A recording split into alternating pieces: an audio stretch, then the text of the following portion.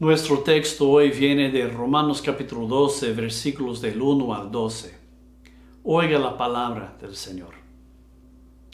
Les ruego entonces a ustedes, parentela por las misericordias de Dios, que presenten a sí mismos como sacrificios vivos, sagrados, aceptables a Dios, lo cual es su servicio razonable. No sean conformes a esta edad, pero sean transformados por el renovar de sus mentes, tal que puedan discernir lo que es la voluntad de Dios, lo bueno y aceptable y completo. Pues por la gracia dada a mí, les digo a cada uno de ustedes que no piensan soberbamente más de ustedes de lo que deberían de pensar, sino que piensan de forma sobria, cada cual conforme la provisión de fe dada por Dios.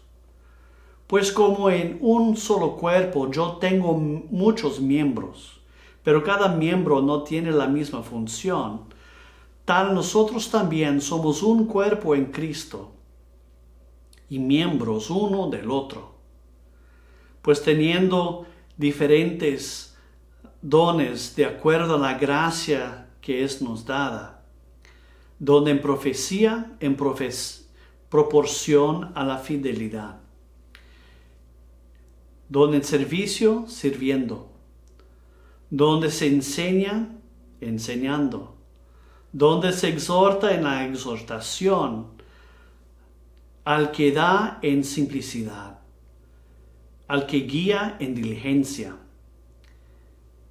enseñando misericordia con alegría, el amor no fingido, aborreciendo el malo, agarrándose al bueno, amando uno al otro con afección mutua y dando más honor al otro que a sí.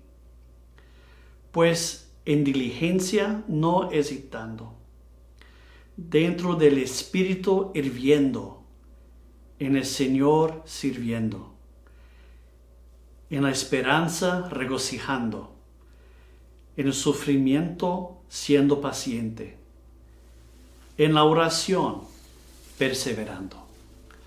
La palabra de Dios al pueblo de Dios. Gracias a Dios. Quizás hablamos demasiado de sacrificio.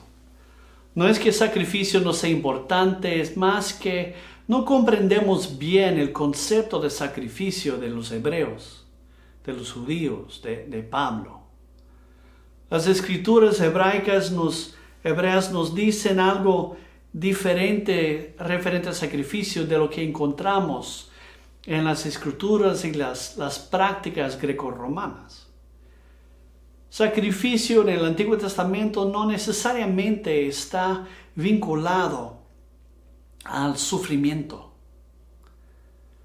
a pagar una pena, a procurar evitar la ira y el juicio de Dios. Sí, estos elementos aparecen aquí y allá, pero el sentido más pleno, más básico, es el procurar la unión con Dios, la reconciliación, de escuchar audiencia o de pedir audiencia ante Dios. Pero comúnmente tenemos la idea de que el sacrificio sea necesario como si Dios quisiera que nosotros sufriéramos, que pagáramos nosotros una pena de culpa, que heredáramos alguna bendición para sobrepasar nuestra culpa, de alguna forma desvirtuar la venganza de Dios. ¿Es así que realmente pensamos acerca de Dios? No es así el Dios presentado en Jesús. Pablo, escribiendo a los romanos, elabora un argumento empezando con los pueblos gentiles siendo culpados por su pecado. Luego que los judíos también son igualmente culpables. Que no hay nadie entre nosotros, judío o gentil, que sea puro, que merezca salvación, que merezca una aproximación a Dios. Y no hay nada que nosotros podamos hacer para superar por nuestra fuerza, por nuestra iniciativa, ese problema que tenemos de nuestra culpa. Pero Dios ha hecho algo. Dios ha intervenido. Dios ha hecho algo en Jesucristo, siendo el ofertante, el sacerdote, el oficiante, el sacrificio, el intercesor y aquel que escucha la intercesión, todo para abrir una forma que nosotros podamos acercarnos a Dios. No porque ahora merecemos alguna cosa, sino porque Dios ha echado de lado por completo esa categoría de merecer. Más bien vengo ante Dios en gracia, por la gracia de Dios, por su bendición inmerecida, en que Dios ignora que yo no merezco, que yo soy indigno. Y Dios se hace ofertante, oficiante, oferta, bien como aquel que intercede y escucha la intercesión de nuestra parte. Esto es sacrificio en el contexto hebreo. No es tanto que hay una pena, que hay culpa, que tenemos que pagar, que tenemos que desvirtuar la venganza y la ira de Dios. No, Dios ha hecho eso. Lo que nos corresponde a nosotros es aceptar la reconciliación que Dios nos ha ofrecido. Él ha hecho todo. Nosotros necesitamos apenas presentarnos y aceptar el buen regalo que Dios preparó para que nosotros viviéramos en su plena presencia. Viviendo en Brasil como hijo de misioneros, no tenía mucha oportunidad para pescar. Era algo que existía en Brasil, pero algo muy remoto a mí vivir allá. Pero regresando a visitar con familia en Mississippi, yo tenía un tío y un abuelo que siempre me llevaban a pescar. Sacaban un tiempo de sus horarios, de sus quehaceres. Preparaban los materiales de la pesca. Iban a la tienda a comprar lo que iríamos a utilizar como isca. Colocaron el barco en la troca y me llevaban a pescar.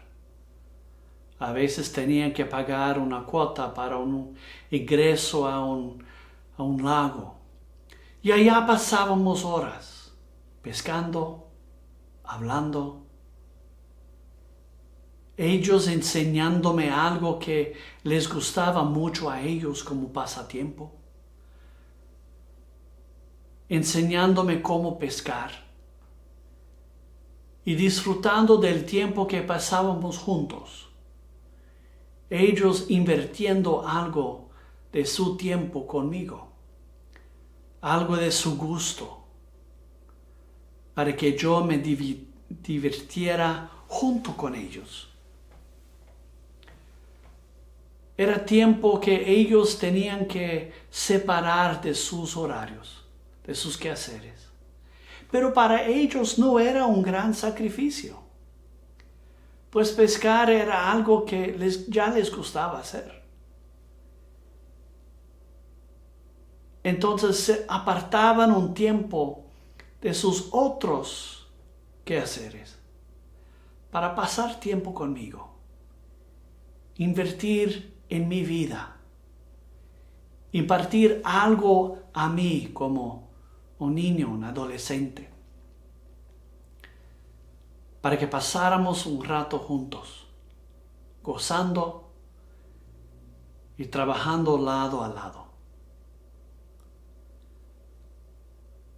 Ese es más el concepto de sacrificio que encontramos en las Escrituras. Aquellos que tenían tierras bajo su control tomaban de sus ganados y traían animales para sacrificio, para repartir y compartir con aquellos que no tenían manadas de animales. Los levitas, los sacerdotes, huérfanos, viudas, pobres, inmigrantes, podían venir al templo o al tabernáculo y recibir una porción de la fiesta providenciada por los demás. Una fiesta en celebración de la abundancia de la provisión de Yahvé para con todos. Era un repartir. Era un tiempo de gozarse juntos, uno con el otro. De celebrar cuanto Dios había hecho por ellos como individuos, pero también como nación. Celebrando en comunidad, en sociedad, hermandad, celebrando dependencia en la abundancia de la provisión de Yahvé. Es más ese concepto que tenemos aquí por detrás de las palabras de Pablo en Romanos 12. Que sus vidas sean sacrificios vivos. No que sean animales sacrificados, muertos, repartidos. Pero que su vida tome esa función de compartir. Y también la función de interceder. Pues el animal traído al sacrificio era su sangre que tendría una voz para clamar en intercesión por el ofertante, al regresar su vida ante la presencia de Dios. Esta sangre con su voz llevaba el ofertante y todos aquellos presentes de cierta forma ante la presencia de Dios para presentar ante Dios sus reclamaciones, sus peticiones, sus necesidades. Y saber que ante este sacrificio Dios les iba a escuchar. Por medio del sacrificio tenían audiencia con Dios. Pablo dice que nuestras vidas sean sacrificios vivos, tal cual para que nosotros podamos aprobar,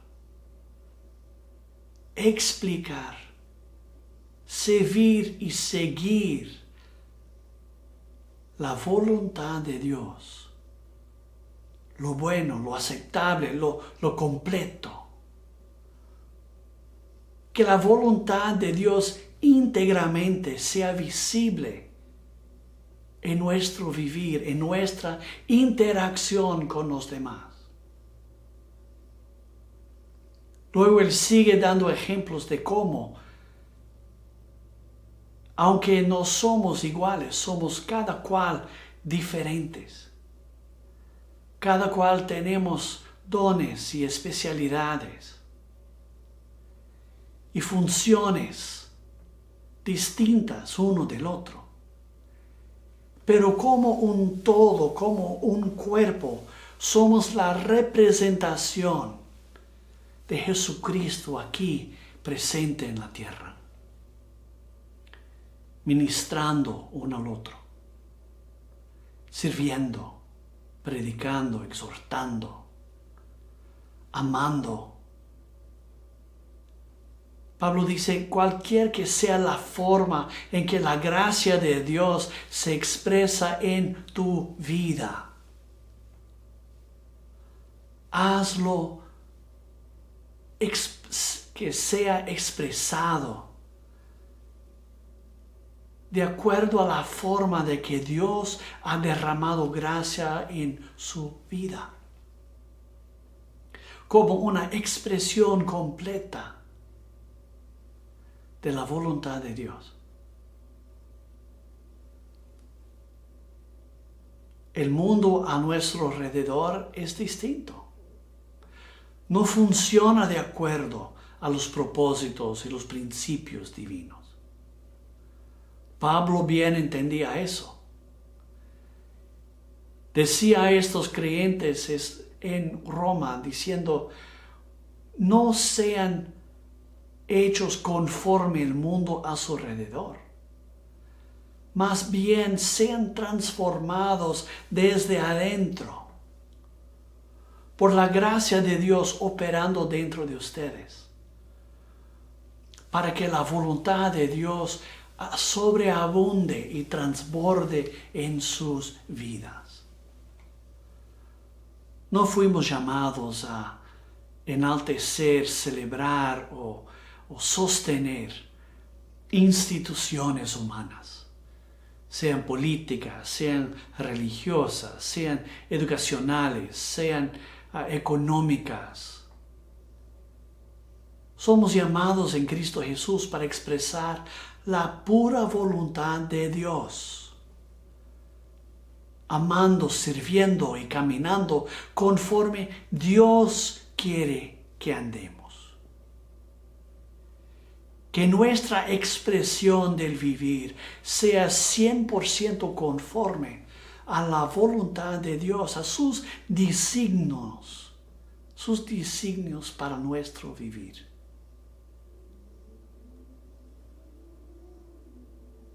Debo entonces de compartir mi vida